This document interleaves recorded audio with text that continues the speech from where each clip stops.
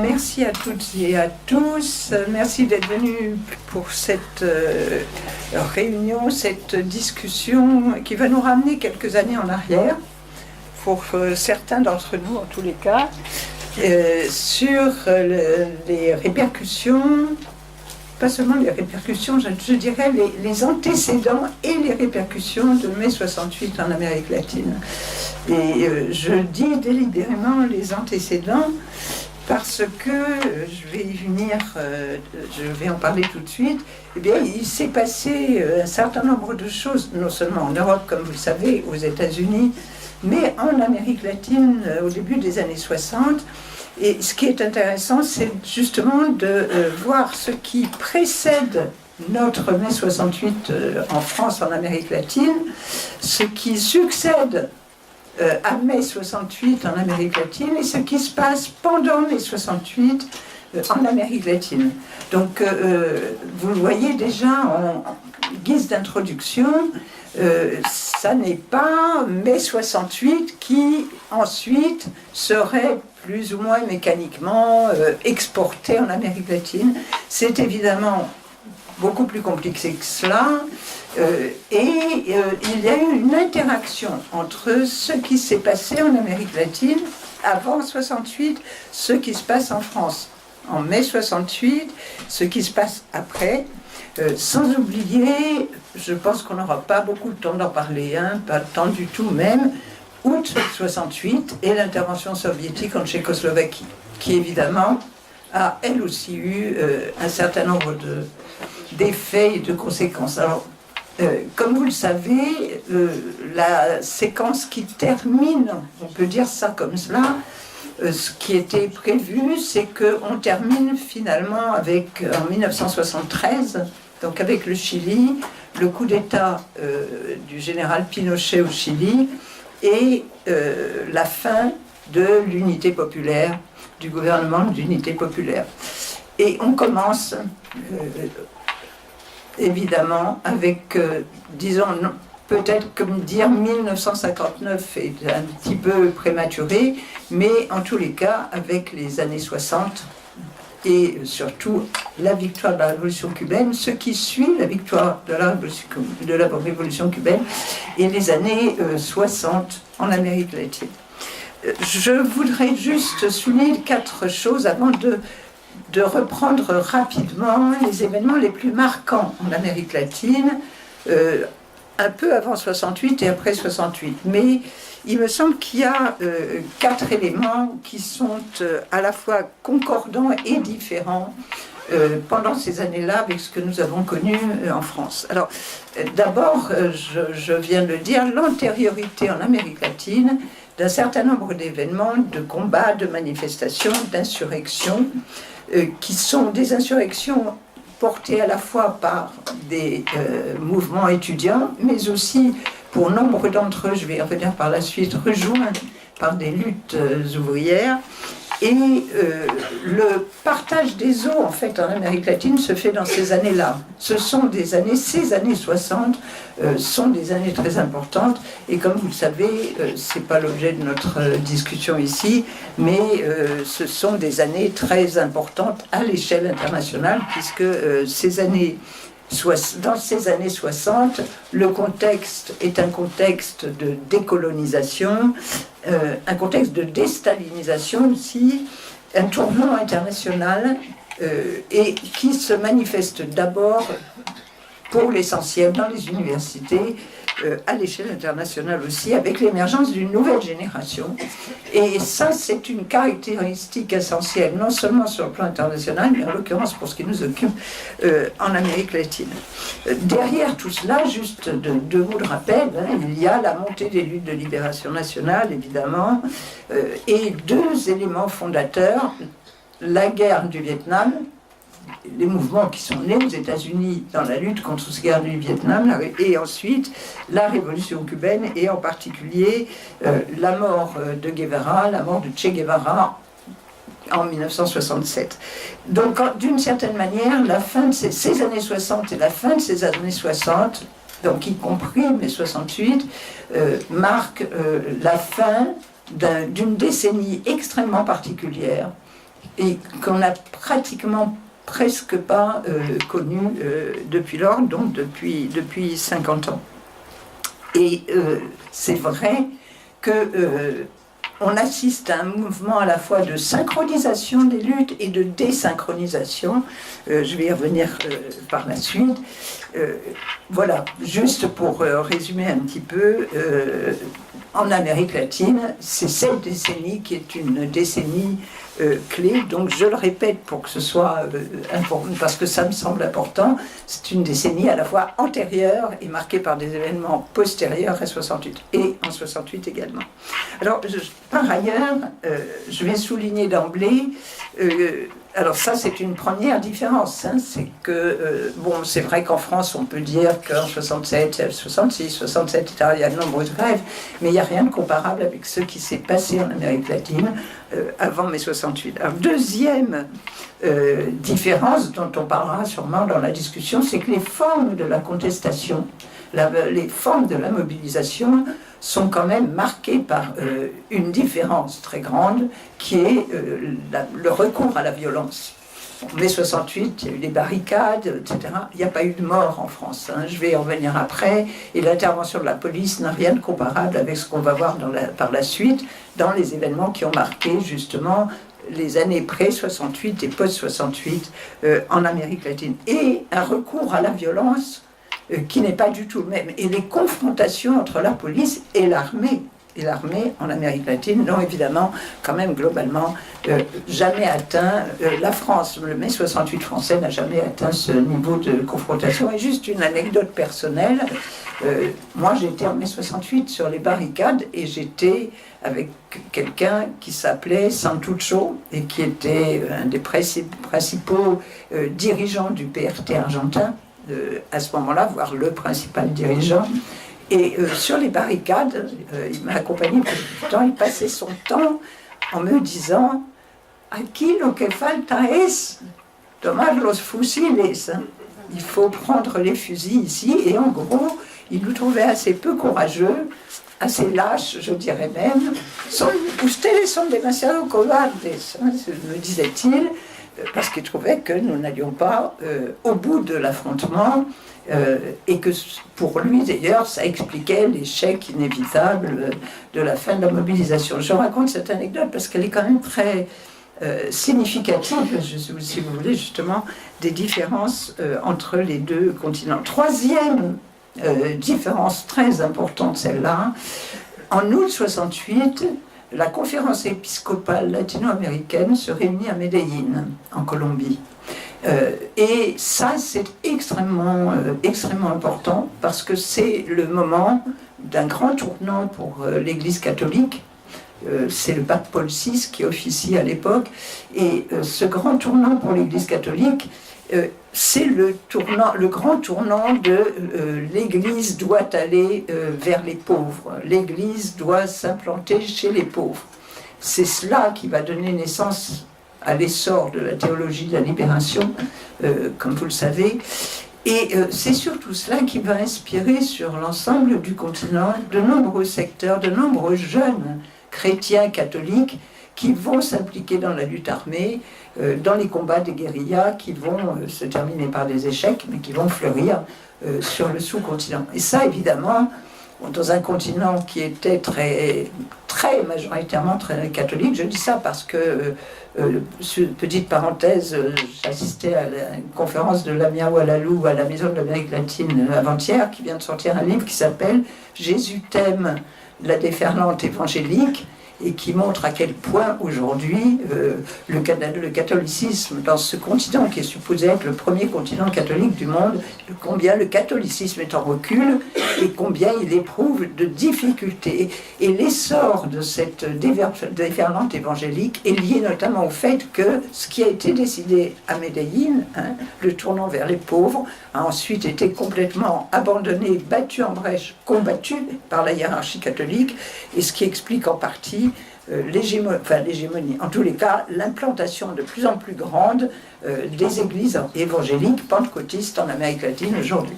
Donc je ferme cette petite parenthèse pour dire qu'à ce moment-là, par contre, dans la jeunesse dans de nombreux secteurs, cette influence est très grande, et dans de nombreux pays aussi. Et en fait, l'un des exemples très connus, c'est la manière dont le prêtre colombien Camilo Torres va participer, prendre sa part à la guérilla colombienne, va mourir dans cette guérilla, mais il n'est pas le seul. Il y a eu des exemples très similaires dans de très nombreux pays latino-américains.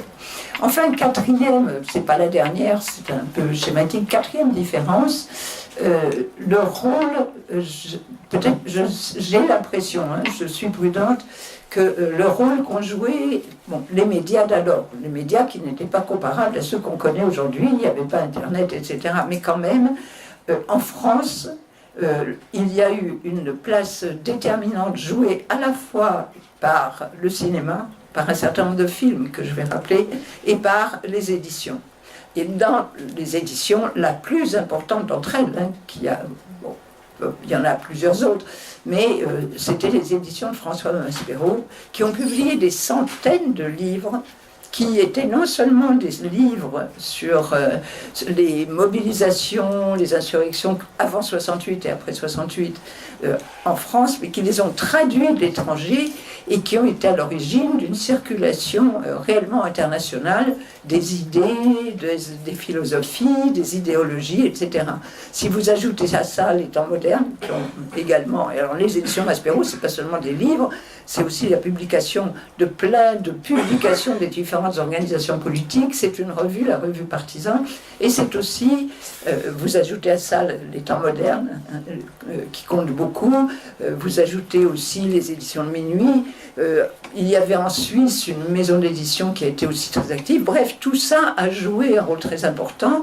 Et si vous prenez trois des cinéastes qui ont eu une très grande importance à l'époque, Chris Marker, Agnès Varda, dont vous avez peut-être vu les derniers films, et Armand Gatti, et vous ajoutez à ça des émissions de radio qui étaient florissantes à ce moment-là, certaines émissions de télé, vous avez une circulation là des idées qui joue un rôle aussi dans la diffusion des expériences de mobilisation, des expériences semi-insurrectionnelles que l'Amérique latine connaît. Donc, bon, il y a bien sûr beaucoup d'autres différences, mais je vais juste aller vite pour rappeler quelques-uns des éléments antérieurs donc à mai 68, au mai 68 français et postérieur, pour illustrer un petit peu justement cette désynchronisation partielle entre les mobilisations continentales en Europe et celles du sous-continent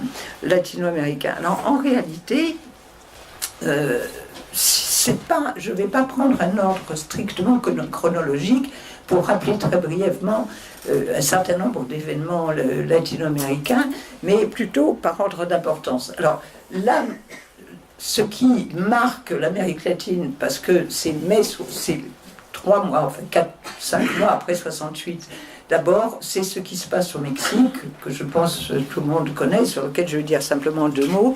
C'est le fait que vous avez en 1968 des mobilisations étudiantes qui se font déjà, d'ailleurs ça va être le cas de plusieurs exemples, qui se font à partir de revendications démocratiques, de droits civiques.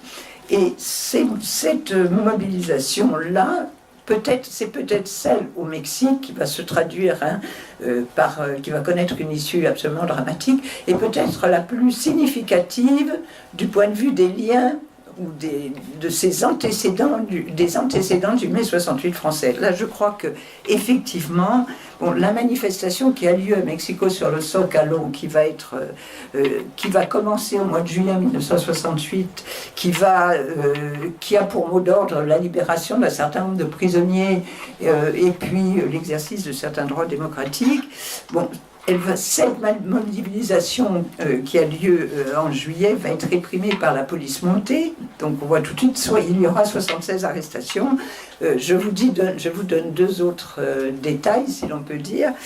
À la fin du mois de juillet, les manifestations vont être réprimées par des bataillons d'infanterie. Vous voyez que on n'est pas du tout, quand même, c'est très différent du scénario français, par des sections de parachutistes qui vont intervenir contre contre les manifestations étudiantes.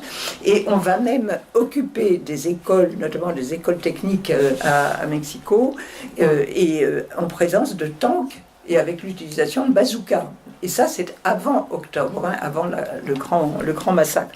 Bon, tout cela va être dirigé, ça c'est aussi très intéressant, par un conseil national de grève. Donc ce ne sont pas directement des organisations politiques, en tout cas pas les organisations traditionnelles qui dirigent ces luttes, là vous avez des délégués d'école, des délégués de faculté, des choses qui ressemblent, qui opèrent, et ces étudiants, ces jeunes font des mobilisations un peu éclairs.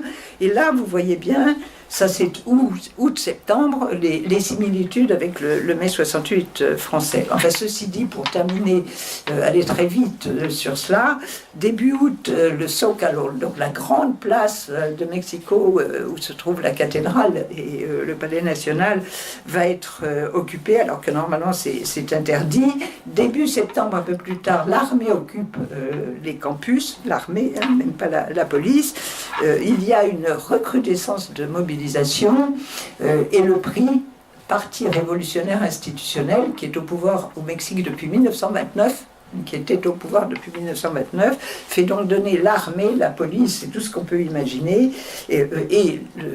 Tout début, le premier jour d'octobre 1968, c'est le gigantesque massacre sur la place des Trois Cultures, et on évalue à 300 ou 400 morts, hein, le nombre, notamment de jeunes, d'étudiants, etc., qui vont être tués à ce moment-là. Et ça, on est début octobre. Juste après, vous avez les Jeux Olympiques et la fameuse scène internationale, mondialement connue, où vous avez deux athlètes noirs qui montent sur le podium et qui mettent le gant noir, symbole du Black Power, et qui lèvent le poing à ce moment-là, qui seront ensuite destitués de leur médaille, etc., etc. Bon, donc voilà. Donc plusieurs mois quand même d'insurrection, de mobilisation et de semi-insurrectionnelle en tous les cas, massacre qui se termine. Et là, c'est vraiment, si vous voulez, postérieur à 68, et on sent vraiment dans les formes d'organisation quand même l'inspiration de 68 dans la jeunesse, avec les différences que je vous ai mentionnées auparavant, notamment le rapport à la violence. Je dis juste un mot de plus, parce que je n'ai pas eu le temps d'en parler. On est dans un pays où règne ce que Vargas Llosa, l'écrivain, avait caractérisé très bien d'ailleurs comme une dictature parfaite, hein, le Parti révolutionnaire institutionnel, soi-disant le parti qui est dans la continuation de la révolution mexicaine de 1910, qui donne des ordres et à son armée, à sa police, dont on voit le résultat. Alors, je vais prendre ensuite deux, trois exemples, si j'ai le temps, pour montrer comment ailleurs les choses ont pu, là donc on est en 68, comment les choses ont pu se passer différemment dans les autres pays latino-américains, mais quand même avec une explosion presque générale de ces mobilisations, en particulier de la jeunesse. Alors, deux mots d'abord sur le Brésil, parce qu'au Brésil, c'est en mars 68, mais au Brésil, c'est en mars 68 que se produit une manifestation et une explosion extrêmement puissante suite à la mort d'un jeune étudiant de 18 ans, qui s'appelle Edmond Luis de Lima et qui a été assassiné lors d'une manifestation précédente, là aussi par les forces de police. Et ces mobilisations, ça c'est aussi très significatif, comment ça démarre presque toujours. Hein. C'est une manifestation juste pour protester contre la hausse des prix du transport. Bon, on retrouvera ça beaucoup plus tard au Brésil, hein, il n'y a pas très longtemps. Donc, c'est cette manifestation-là qui est réprimée de manière féroce et qui va provoquer d'abord un premier mort, celui de Edson Luis de Lima, et ensuite un deuxième. Et là, on a le cycle bien connu qui s'enclenche aussi, hein, manifestation, provocation, répression, et qui se termine dans des conditions dramatiques. Autre exemple, pour rester sur 68, de mobilisation étudiante, surtout jeune, très connue et très importante, l'Uruguay. petit pays d'Amérique latine, 4-5 millions d'habitants, enfin à l'époque il y en avait un petit peu moins. Là aussi, les mobilisations étudiantes et jeunes ont démarré par une grève protestant contre le fait que les subventions dont ils bénéficiaient pour les transports sont supprimées par le gouvernement. Et bon, donc vous voyez, c'est très frappant, j'ai oublié de dire, cette similitude quand même. Le déclencheur de ces actions, de ces manifestations est souvent assez limité et assez minime. Donc en l'occurrence, pareil, suppression des subventions accordées sur les transports, et se met en place une coordination étudiante et lycéenne. Ça, bon, je l'ai pas, j'aurais dû le dire aussi tout à l'heure, dans les traits qui sont un peu similaires, là aussi, vous voyez, les coordinations étudiantes et lycéennes, c'est 68, et c'est en fait en dehors de l'UNEF, même si l'UNEF est très présente, mais en dehors des syndicats et des organisations politiques que se mettent en place ces coordinations. Et là, on voit la même chose, et en particulier en Uruguay.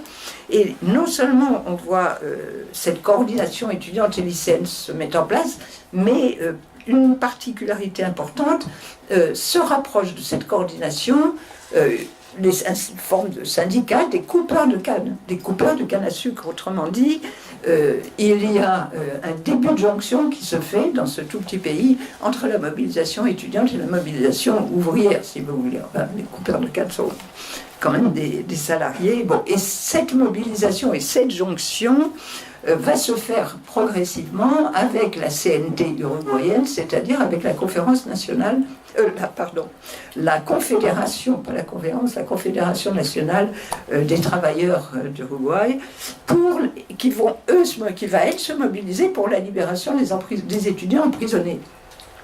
Et en juillet-août, la mobilisation prend de l'ampleur. Je vais aller vite, il y aura là aussi 3 morts. Tout ceci va aller jusqu'en octobre.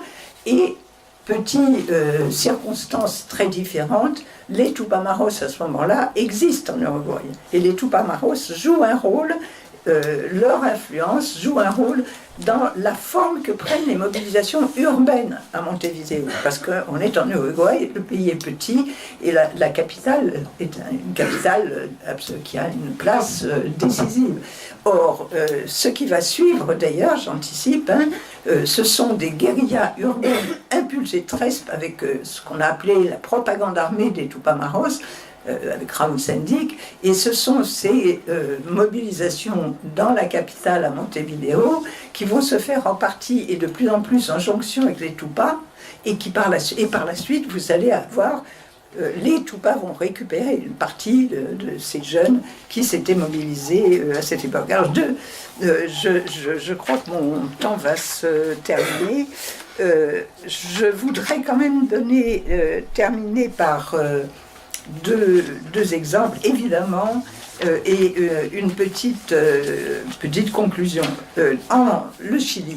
Alors, le Chili, avant même l'avènement de l'unité populaire, dès août 67, il y a une occupation de l'université. Alors, on a Carmen Castillo qui est là, donc qui pourra en parler mieux que moi.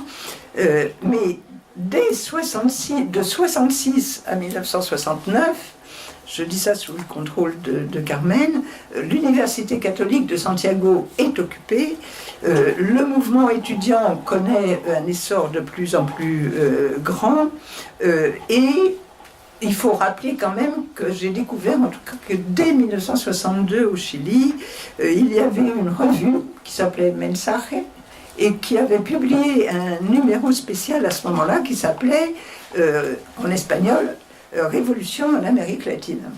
Et donc ça c'est 62, et le MIR, Movimiento de la Izquierda Revolucionaria, le MIR de Gardo Enriquez, est créé en 1965. Donc là, vous voyez, j'ai pas le temps de parler on en parlera ensuite, mais quand je disais antériorité par rapport aux événements de 68, je ne vous ai pas parlé du tout des mouvements de guérilla qui sont consécutifs à la révolution cubaine dans toutes ces années, dans de nombreux pays d'Amérique latine, qui mettent à l'ordre du jour la lutte armée. Et donc, je vous en ai pas parlé parce que ce serait trop long et je pense qu'on va en parler par la suite, mais 1965, donc création du MIR, Et les mobilisations universitaires sont très importantes en 67, et à ce moment-là, semble-t-il, les étudiants et Miguel Enriquez et les militants contrôlent un certain nombre d'universités, et dans les universités catholiques, le mouvement étudiant est en ébullition, et c'est l'université catholique occupée en 1967 qui va destituer en quelque sorte le recteur de l'époque et qui va être remplacé par un recteur laïque qui va être élu et qui s'appelle Fernando Castillo Velasco, qui est donc le père de Carmen Castillo. Et donc c'est dans la particularité là, c'est pour ça que j'ai souligné l'importance du CELAM, de la conférence épiscopale de Medellín, c'est que la mobilisation a commencé dans les universités catholiques. Donc vous voyez, bon, au Brésil c'est vrai aussi, hein, c'est pas vrai avec autant d'importance partout. Bon, et d'une certaine façon, certains ont dit que l'année 68, pardon, au Chili avait été l'année des catholiques chiliens. Donc on pourra là aussi commenter. Bon, tout ça est antérieur à l'avènement à l'élection de Salvador Allende et à l'avènement au gouvernement d'unité populaire de 1970. Un dernier mot. Pendant toutes ces années, sur ce dont je n'ai pas parlé jusqu'à maintenant, et pour conclure, bon, les guérillas, du moins des tentatives de guérilla, se répandent sur le continent latino-américain. Vous savez que Che Guevara meurt assassiné en 1967 en Bolivie, et pratiquement sa mort va représenter la fin de ces premiers mouvements, de ces premières tentatives, de ces premiers foyers qui ont en plus copié, entre guillemets, d'une façon...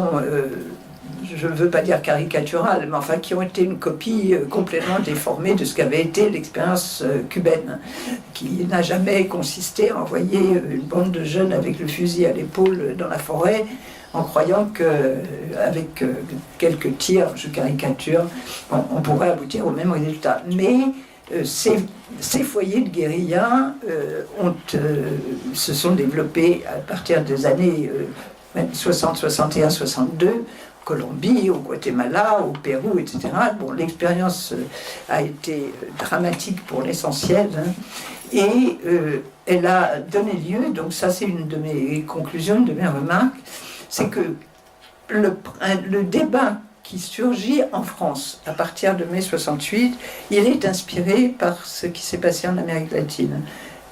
Au début, en tous les cas, juste dans les années 68. Et quel est ce débat? C'est un débat sur la révolution peut-elle triompher par des voies institutionnelles, pacifiques, parlementaires, ou ne peut-elle triompher que par la lutte armée?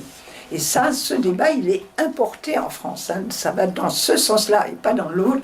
Il est importé, évidemment, de l'Amérique latine et il va donner lieu à des confrontations extrêmement aiguës, je dois dire, entre les deux. Et là, ce qui se passe au Chili va jouer un rôle capital à partir du moment où, en 1973, bon, l'expérience chilienne est écrasée par un coup d'État militaire et donc va donner lieu à quelques développements en France qui vont heureusement ne pas déboucher sur ce qui s'est passé en Italie, sur les Brigades Rouges, mais on a été proche de ça, hein, on a été proche de certains secteurs qui, eux, étaient prêts à s'engager là-dedans. Et voilà, au cœur, bon, heureusement, on l'a évité, mais je terminerai par deux remarques avant de passer la parole à Miguel.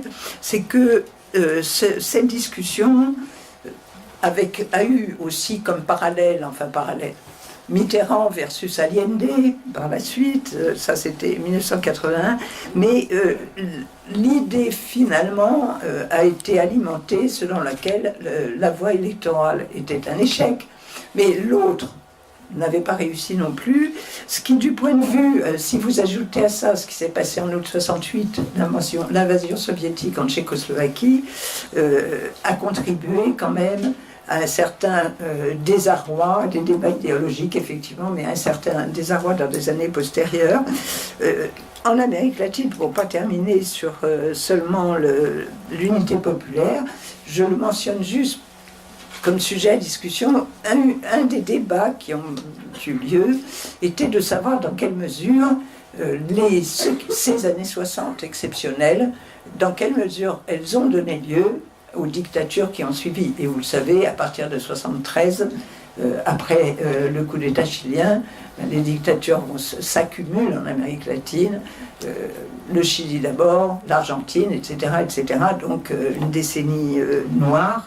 Bon, je n'ai pas donc débat. Est-ce que les dictatures, enfin, je ne pense pas que ce soit un débat, mais enfin, on peut en discuter de toute façon.